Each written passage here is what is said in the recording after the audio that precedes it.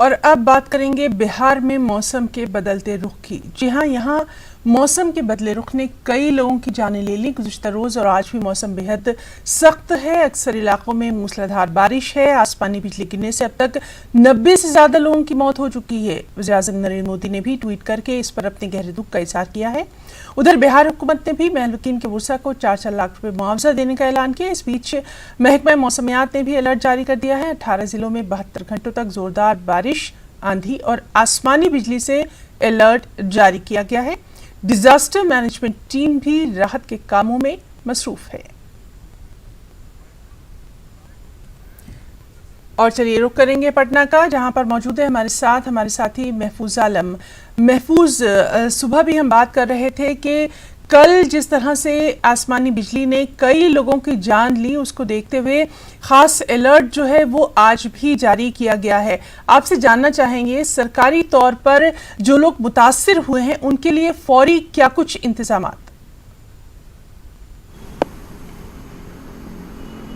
دیکھیں ہینا، سب سے پہلے آپ کو یہ بتائیں کہ جو لوگ متاثر ہوئے ہیں، جو آسمانی بجلی سے جن کی موت ہو چکی ہے، ان کے لیے حکومت نے 4-4 لاکھ روپیہ معاوضہ دینے کا اعلان کیا ہے۔ ساتھ میں محکمہ آفات کی جانب سے یہ کوشش کی جا رہی ہے کہ لوگوں کو وقت سے پہلے بیدار کر دیا جائے تاکہ احتیاطی تدابیر جو لوگ اٹھا سکتے ہیں وہ اٹھائیں۔ 72 گھنٹے کا الرٹ جاری کیا گیا ہے۔ آپ دیکھیے کہ پٹنہ میں بھی صبح سے بارش ہو رہی تھی، ابھی بھی بوندا باندی شروع ہو گئی ہے، تو ظاہر ہے بارش ابھی ہوگی مزید یہاں پہ پٹنہ شہر میں بھی۔ اس کے علاوہ بہار کے جو مختلف ضلع ہیں، خاص طور سے کوسی کا علاقہ اور سیمانچل کا علاقہ، وہاں زبردست طریقے سے بارش ہو رہی ہے۔ کل سب سے زیادہ موتیں جو ہے گوپال گنج ضلع میں ہوئی ہے، مدھوبنی میں ہوئی ہے اور نوادا میں ہوئی ہے۔ وہاں کے ضلع انتظامیہ کو الرٹ پہ لگایا گیا ہے۔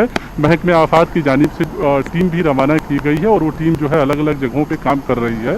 اس کے علاوہ آپ کو یہ بھی بتائیں کہ کوسی کے علاقے میں سیلاب کے آنے کا بھی خطرہ برقرار ہے، کیونکہ نیپال میں بہت زبردست بارش ہو رہی ہے اور ظاہر ہے وہاں سے پانی اگر چھوٹتا ہے تو پھر کوسی میں اور جو متھلانچل کا علاقہ ہے وہاں پہ سیلاب آئے گا اور ایک تباہی کا منظر جو ہر سال بہار کو دیکھنا پڑتا ہے اور سامنا کرنا پڑتا ہے، ممکن ہے اس بار بھی اس کا سامنا کرنا پڑے۔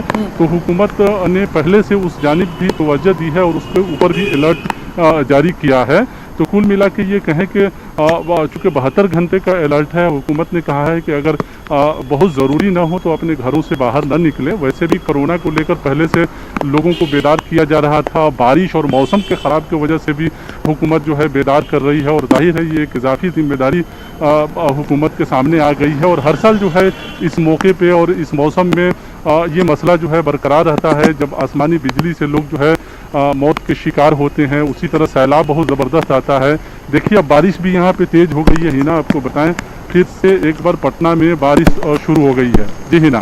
جی محفوظ، تو لگاتار آپ سے ہم بات کر رہے ہیں اور بارش جو ہے وہ تیز ہو رہی ہے۔ آپ سے فوری طور پر یہ جاننا چاہیں گے کل جو اتنا بڑا ایک یہ آسمانی آفت آئی ہے، کیا موسم کے بارے میں پہلے سے پتہ نہیں تھا؟ اور اتنی ساری جو انبات ہوئی ہیں ان علاقوں کے جو انتظامیہ ہے وہ کیا الرٹ پر نہیں تھی؟